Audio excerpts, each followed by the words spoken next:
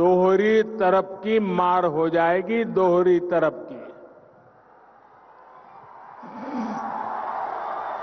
सोचिए, कोरोना से लड़ाई के लिए जो इतनी राशि खर्च की जा रही है, कोरोना से लड़ने के लिए खास तौर पर जो योजनाएं शुरू की गई हैं, आप सोच सकते हैं अगर ऐसी टोली आई तो इन पैसों का होगा क्या। साथियों, जंगल राज के युवराज, जंगल राज के युवराज बिहार की जनता की, और मैं मानता हूं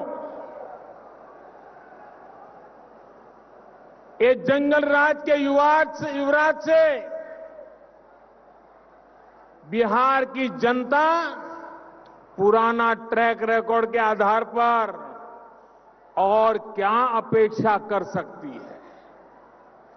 जंगल राज की परंपरा में सब कुछ सीखने वाले लोगों को मुझसे ज्यादा अच्छी तरह बिहार की जनता जानती है।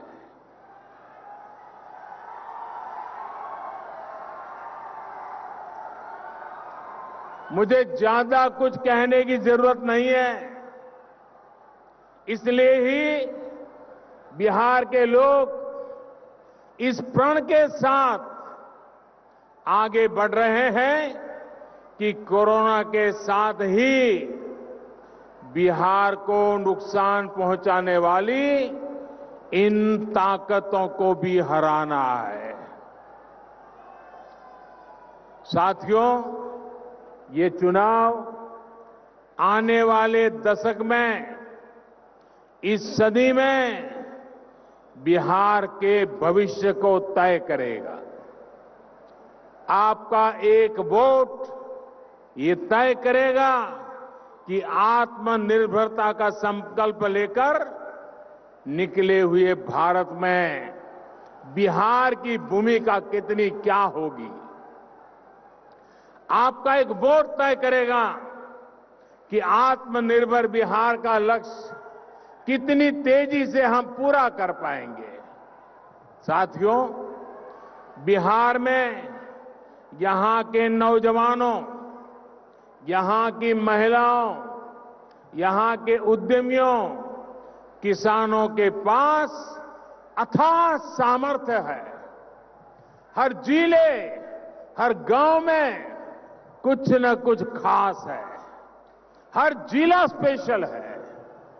अब जैसे मुजफ्फरपुर और इस क्षेत्र में ही लीची है, आम है, अनेक दूसरे फल और कृषि उपज है, चूड़ियां हैं, दूसरे हस्तशिल्प है। अब जब बिहार में तेज विकास का वातावरण बना है तो इन स्थानीय उत्पादों की ताकत कई गुना बढ़ गई है। अब दुनिया के बाजारों में इनके लिए नई संभावनाएं बन रही है। एनडीए सरकार इंफ्रास्ट्रक्चर पर जो निवेश कर रही है, गांवों के पास बेहतर सुविधाएं विकसित करने पर जोर दे रही है, उसका लाभ बिहार के लोगों को भी मिलने वाला है। इसके लिए 1,00,000 करोड़ रुपए का स्पेशल फंड बनाया गया है। लेकिन भाइयों और बहनों, याद रखिए, वो दल जिन्होंने बिहार को अराजकता दी, कुशासन दिया, वो फिर से मौका खोज रहे हैं।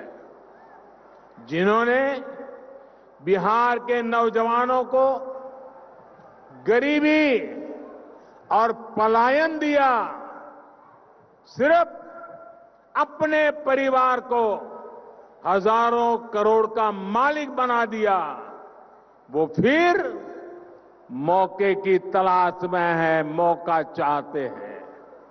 वो दल जो बिहार के उद्योगों को बंद करने के लिए बदनाम है, जिनसे निवेशक कोसों दूर भागते हैं, नाम सुनते ही भाग जाते हैं, वो लोग बिहार के लोगों को विकास के वायदे कर रहे हैं।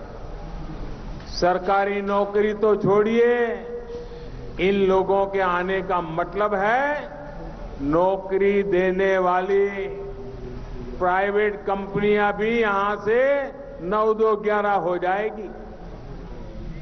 So that was Prime Minister addressing an election rally in Muzaffarpur.